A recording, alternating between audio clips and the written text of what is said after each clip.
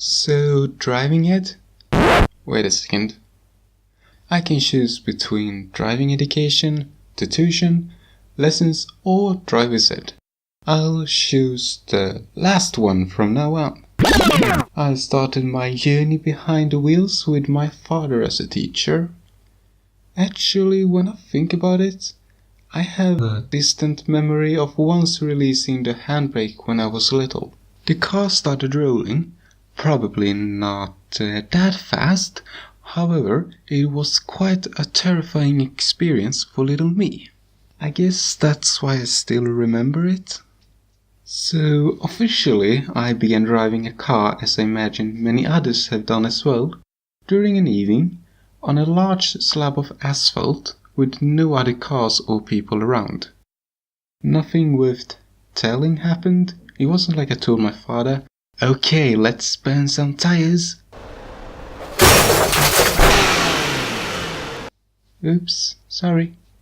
I guess those tires have to retire.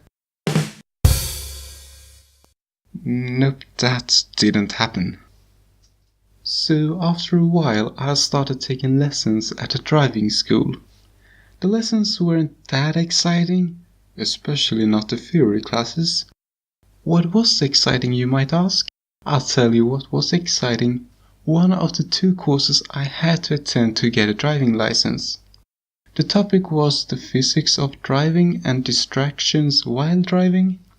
First, we had to listen to a speaker for an hour, but then we got to test the physics for real on a racetrack.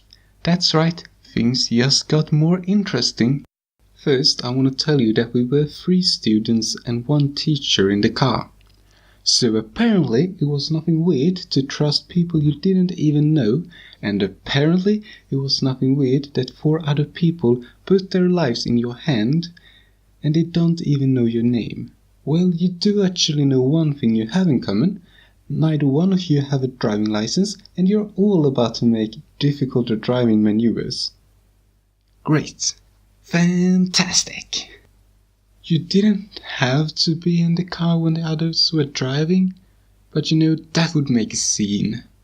Making a scene or trust these people have some skills? Trust these people have some skills.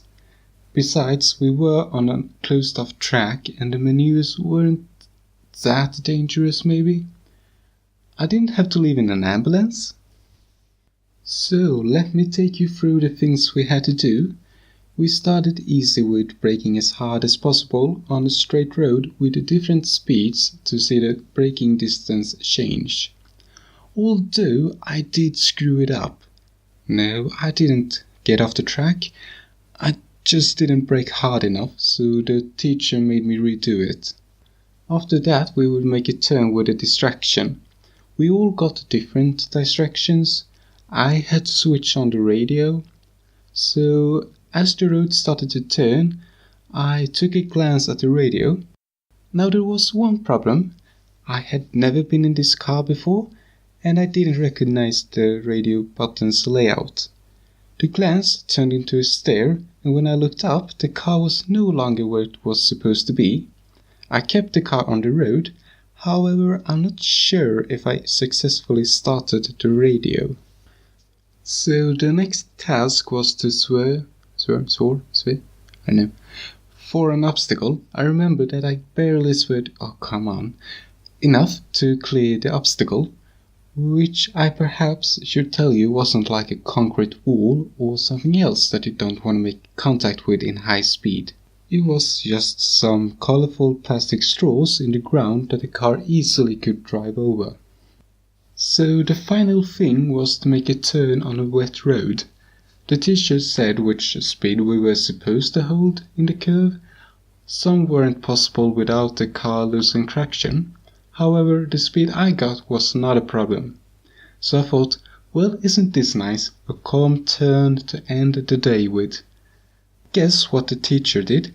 He pulled the handbrake. Dude, seriously? Give me a break. Not a handbrake. Just give me a break, okay? Just for the record, and some self-brag, I handled his little stunt very well. So, ending with some self-brag. Now when I think about it, this whole video might be me self-bragging. Oh well, I hope you liked it anyways. I do have some more driving stories to tell. I mean, I didn't even get to the real test. However, that might be a future video if you want. So last but certainly not least, thank you for watching.